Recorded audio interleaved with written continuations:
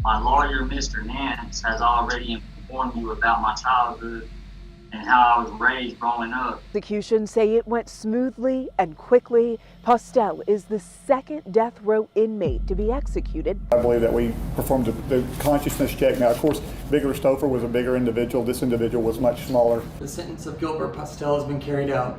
The time of death was 10:14 a.m. As many as 24 inmates to the calendar. And I find myself struggling even through the testimony today as where is that balance? Trial to determine whether Oklahoma's execution protocol is constitutional is set to start February 28th. Gilbert Ray Postel's life kicked off with a plot twist straight out of a drama series.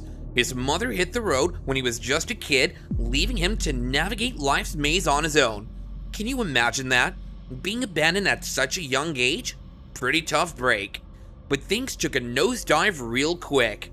At a tender age of 12, this guy, barely a teenager then, dives headfirst into a world of meth. Yep, you heard it right. Not exactly your average childhood hobby, but hey, that's the hand he was dealt with. And guess what? That move played a starring role in the roller coaster of his life. Now let's talk about his old man, Brad Postel. If you were hoping for a stable storybook dad, well, then sorry to burst your bubble. Brad had a knack for attracting trouble, especially of the illegal variety. Drugs? Yep, that was his jam. His rap sheet had more drug-related offenses than most people have hot meals. The dude basically painted a backdrop of instability and crime right there in the family portrait. To Postel about his responsibility and whether I do not believe he does not know what happened. Never have peace knowing what he did to my brother Donnie, to Amy. Today did not end anyone's suffering. Today did not put closure on anything. Imagine growing up in that environment. Chaos, right?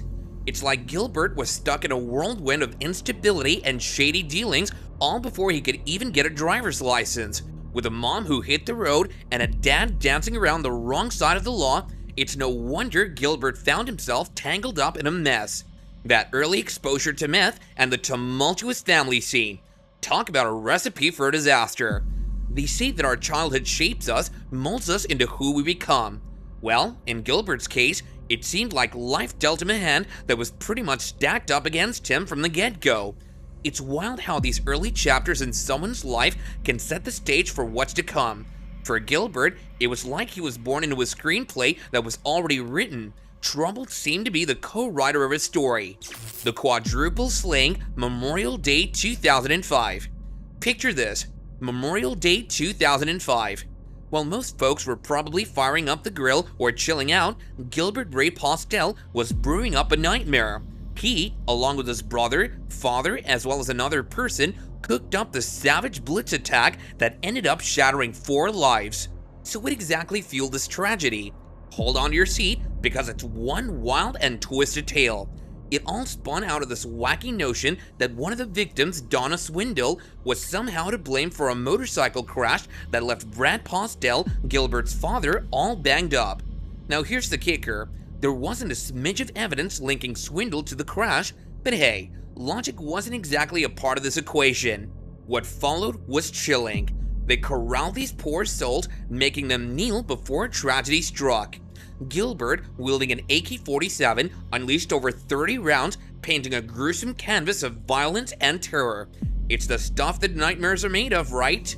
Victims trying to flee, only to be struck down from behind. Reported no complications with the execution of Gilbert Postel, which took place here at the Oklahoma State Penitentiary. I was heartbroken at the thought of losing my dad, and I knew who was responsible for it.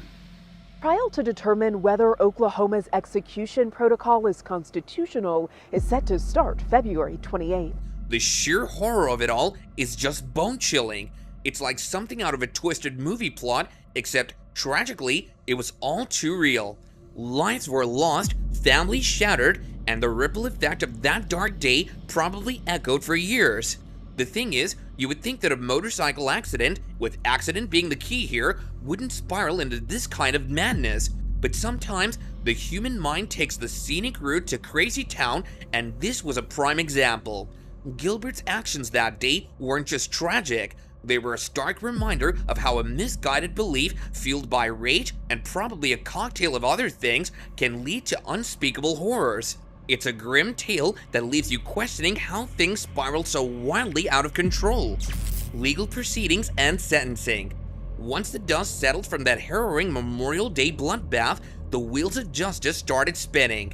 Postel and his crew were nabbed, hauled into court, and faced the music for their monstrous deeds. It was the beginning of a legal saga that played out like a gritty courtroom drama. Postel found himself in the hot seat, and boy did he get a trial. A jury was the judge, jury, and life taker in this case, literally. They laid down the law and dropped a sentence that sent chills down spines, to be put down by lethal injection. It was a stark final judgment for the sheer horror that he'd unleashed. But the story didn't end there. His brother, a player in this tragic tale, got a different ending. Life behind bars without a sniff of parole. Meanwhile, their old man Brad, thanks to injuries from that fateful motorcycle crash, dodged the trial altogether. He passed away. Even a single utterance of a word, even when he was asked if he did want to have any last words, he just shook his head instead of saying anything. And I find myself struggling even through the testimony today as where is that balance? The execution appeared to go off without any complications or problem, leaving behind a string of unanswered questions and unresolved guilt. It's like a twisted game of consequences. One got the ultimate penalty, another a lifetime locked away, and escaped not through innocence but via the hands of fate. The courtroom began the stage where justice, whatever that really means in a case like this one, played out. But did it really bring closure? For the families left shattered by the brutality of that blitz attack, maybe, just maybe, the sentence felt like a slice of justice served. Yet the scars unfortunately remained. The pain of loss and the gaping holes left behind by the departed, it's the kind of hurt no sentence, no matter how severe, can truly heal. It's a story that unfolds in shades of tragedy, justice, and lingering unanswered questions. A tale where the gavel falls, but closure remains a distant dream. Post-conviction challenges and controversies. After the trial, you would think that things would quiet down, right? But not so much for Gilbert Ray Postel. The dude was knee-deep in legal turmoil even after the jury dropped the shocker. He wasn't going down without making a ruckus about the way they planned to take him out. Post-conviction, he fired up a legal storm challenging the whole putting down method. Can you imagine that? Claiming the way they were planning to off him was cruel and unusual, like something out of a medieval torture chamber. His crew argued that the lethal injection was botched, leaving folks feeling like they were drowning or being roasted alive. And convicted of a quadruple murder in Oklahoma City. Gilbert Postel was declared dead at 10:14 this morning. I am guilty, and I accept that. My life at that time was filled with chaos and drugs. As many as 24 inmates to the calendar. It's really the stuff of nightmares. Here's the kicker though. The guy refused to pick an alternative putting down method, waving the religious flag. It became this massive showdown, a clash between his beliefs and the law. The whole scene was a legal thug of war, leaving everyone scratching their heads. It's not every day that you see someone in his shoes kicking up such a fuss about how they're going to meet their maker. Putting down and final moments. When the dust settled, despite all the legal back and forth, the ticking clock finally hit zero. It was time. Gilbert Ray Postel's last act on this earth played out against the backdrop of a scheduled putting down. In those final moments, there was a surreal sense of calm before the storm. Postel, knowing what awaited him, chose a last meal that spoke volumes. He didn't just munch on any old thing. He had 20 chicken nuggets, an array of sauces, 3 hefty fries, a crispy chicken sandwich, another chicken sandwich, a supersized cola, and a caramel frappe. It's like a final taste of freedom, or maybe just a comfort amidst the chaos. And then, as the clock ticked closer to the inevitable, something unexpected had occurred, or actually didn't happen. Postel, a man who had a lot to say throughout his turbulent journey, suddenly clamped up. No final words, nothing. Silence filled the room as he faced what lay ahead. At 10:14 a.m. Central Standard Time, the lethal injection flowed through his veins. The sentence of Gilbert Postel has been carried out. The time of death was 10:14 a.m. To see his right foot moving under the sheet, and his, as was discussed, his fingers. Spare my life with the knowledge and the promise that I am not the 19-year-old boy I was. Confirming the end of his troubled saga. It was like the final curtain call, the end credits rolling on a story filled with darkness, pain, and a whirlwind of legal battles. For someone who'd been at the center of so much noise, the silence in those final moments was really deafening. No parting words, no closure, just a swift conclusion to a life defined by chaos and tragedy. Pretty eerie, don't you think? The quiet resolve of a man whose journey was marked by turmoil, defiance, and an unwavering stand until the very end. The story of Gilbert Ray Postel might have ended there, but the echoes of his life and the weight of his actions still lingered on, leaving questions, haunting thoughts, and maybe even a few lessons about the fragile dance between dance and mercy. Gilbert Ray Postel was quoted during a clemency hearing saying, "I do understand that I'm guilty and I accept that.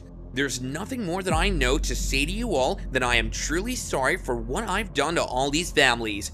This statement, acknowledging guilt and expressing remorse, was part of his testimony during the clemency hearing. Prosecution say it went smoothly and quickly. Postel is the second death row inmate to be executed. I believe that we performed the consciousness check. Now, of course, Bigger Stouffer was a bigger individual. This individual was much smaller. My lawyer, Mr. Nance, has already informed you about my childhood and how I was raised growing up. It showcased a level of awareness and regret for the consequences of his actions on the affected families. Postel's personal life was just as intricate, marked by a prison marriage and subsequent divorce.